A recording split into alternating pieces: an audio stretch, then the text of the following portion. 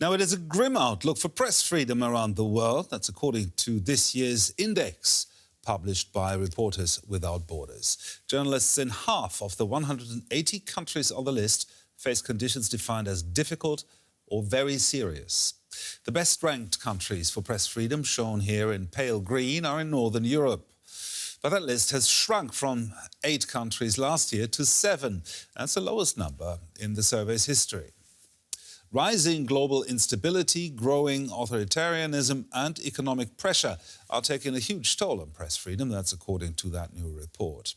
The list of worst-ranked countries has grown dramatically, from 36 to 52. Most are in Asia and the Middle East. China, Russia, Turkey and Iran are among the countries with the worst record for press freedom. One of the few bright spots is South Africa, which jumped from 38th to 27th place. That's been helped by court action and a change from a single party to a coalition government. And we can now talk to DW correspondent Diane Hawker in Johannesburg about this. Diane, South Africa is one of the few positive exceptions, according to Reporters Without Borders, moving up 11 places. Tell us more about why that is.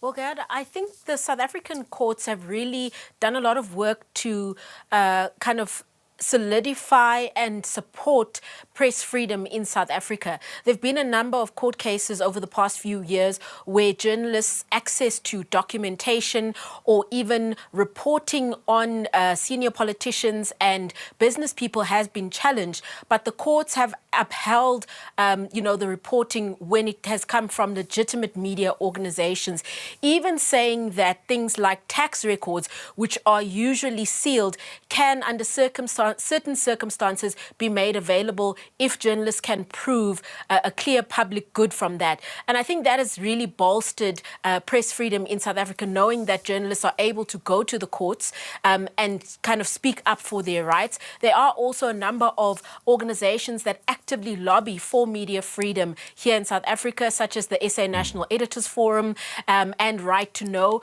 They work quite a lot on issues of media freedom, also trying to proactively do some work when it comes to access to information. And I think that has also been quite important, Gerd. Diane, since I'm talking right now to a South African journalist working in South Africa, do you personally experience that something has improved in everyday working life for you?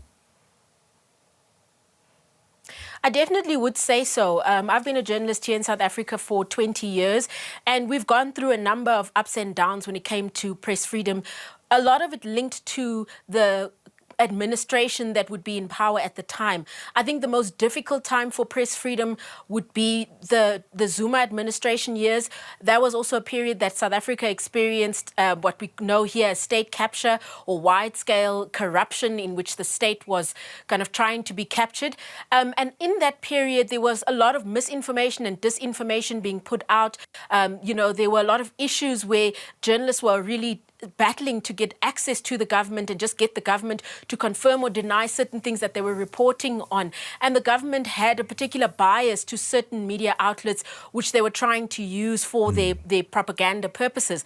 That has changed over time, and it definitely has made reporting in this space much easier, although there are still a few challenges.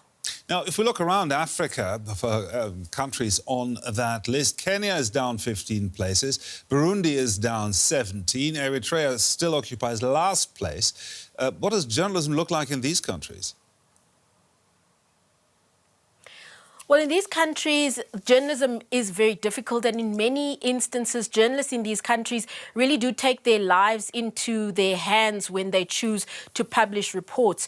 We see in some countries that journalists actually have to report in exile because it is so dangerous for them to report locally. In a country like Eritrea, for example, journalists have been incarcerated, and it has an unfortunate record of being a country that has incarcerated one journalist for 23 years, the longest record of any journalist incarceration. So it really is a difficult situation in other parts of the continent where journalists have to really choose whether they will continue with their work or be able to live freely.